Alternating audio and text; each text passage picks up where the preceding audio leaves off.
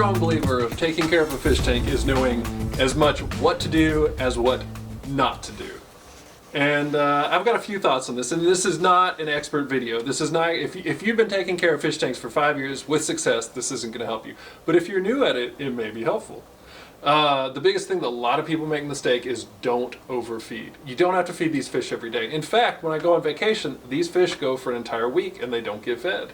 And they seem to do just fine. Does anybody... I come back and they're hungry. I may have them fed once, like have my father-in-law drop in and give them a pinch. But... And if you do have your plant or your fish fed on for vacation, pre-measure the amount. Because otherwise they're gonna come in and dump the whole stupid container in there. Ask me how I know this. Yeah. Great. Oh, by the way, does anybody feed the fish while they're in their bags on the way to the pet store? No! You don't need to feed your fish every day. You don't need to feed your fish 3 times a day.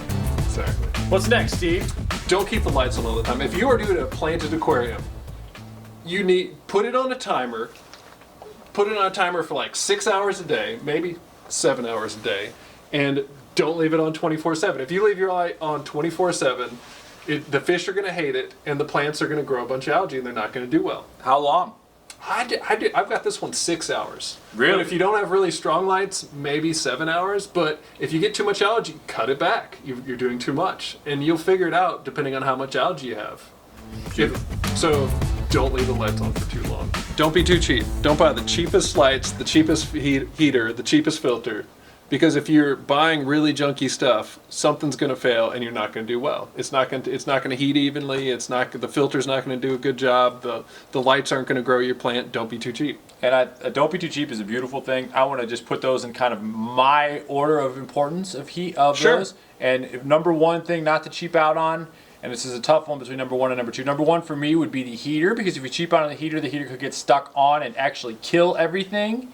Or if it's stuck off, it stays cold. Cold is not as bad as hot, but hot would kill everything. Number 2 being so close behind with lighting. You can get it by with crappy lighting, but you're never going to have a lot of success. And number 3 would be the filter. The filter, you do water changes. You got a little more leeway. That's my personal ranking. I don't know if you'd agree or not. But well, I mean, I'm not saying don't look for a deal. I'm just saying just don't buy junk. If you buy the worst junk that you get at Walmart, you're not going to do well. Dude, I bought a Kmart heater as a kid. I'll never forget it, dude. It was like I had like $8, and I was like, this heater's $5. Like I gotta get. Did it cook everything? Everything? It's horrible, dude. I like burnt my dad's carpet on the floor of his house. And like, yeah, it's just all bad. Don't stir up stuff too much. So if you're like moving stuff around and you're stirring it up a little bit, add your dechlorinator. I use Prime. Not everyone uses Prime. I'm a fan of Prime. I've been using it for like 20 years and it's never done me wrong, so I stick to it. Yeah, sure. But like if you're gonna stir, so don't constantly stir stuff up. It's best to just leave stuff alone. Yeah, every now and again you need to clean out the sponge of your filter, then add a bunch of Prime, but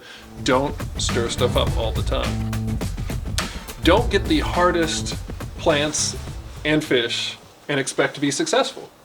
Because if you've got fish that no one else can keep alive and you don't know what you're doing, they're gonna die. They're gonna die.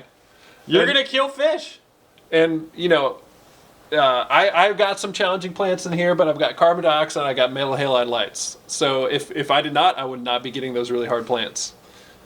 Yeah, start with, and just a caveat to that, start with easy stuff. When the easy stuff lives, congratulations, you've achieved level 1, then let's move up a level. Start with easy. And if you're buying on Dustin's site, you have stuff rated as for beginner. Oh yeah, I got. Just read the fine print. Yeah, you read number 1, could grow in your toilet. 10's almost impossible. That's it. That's right. Good plug. Don't buy fish that don't agree with each other. If you get an angelfish, it's going to get big. And you get some tiny little tetra, the angelfish will eat your tetra. It's going to happen. How about this? Don't buy fish that have like other dead skanks in the tank. Like if you're and this is a different level of like what we're saying here. But yeah, go to the pet shop. There's like 3. Yeah, if there's 5 dead fish in the tank that all look horrible, like don't buy fish out of that tank. Yeah. Yeah, but buy fish that agree. Talk to the people at the pet store. Say, what fish can I put with the cardinal tetra? And they'll tell you a ram. Preferably the older person at the pet store. Yeah. General rule. And I think the most important rule for fish tanks, don't get into fish tanks if you don't like fish tanks. If you don't enjoy this hobby, if you don't actually like doing the work, messing with occasional water changes, enjoy setting stuff up and breaking it down, enjoy messing with it. If you don't enjoy this, don't do it. Yeah. They're not something you hang on the wall and forget about. It takes a little bit of work, and but I enjoy it. I actually like working on this. I like, doing water changes. I like, switching stuff up. I like, changing the way things look and just working on it. It's something I enjoy working on when I'm not at work.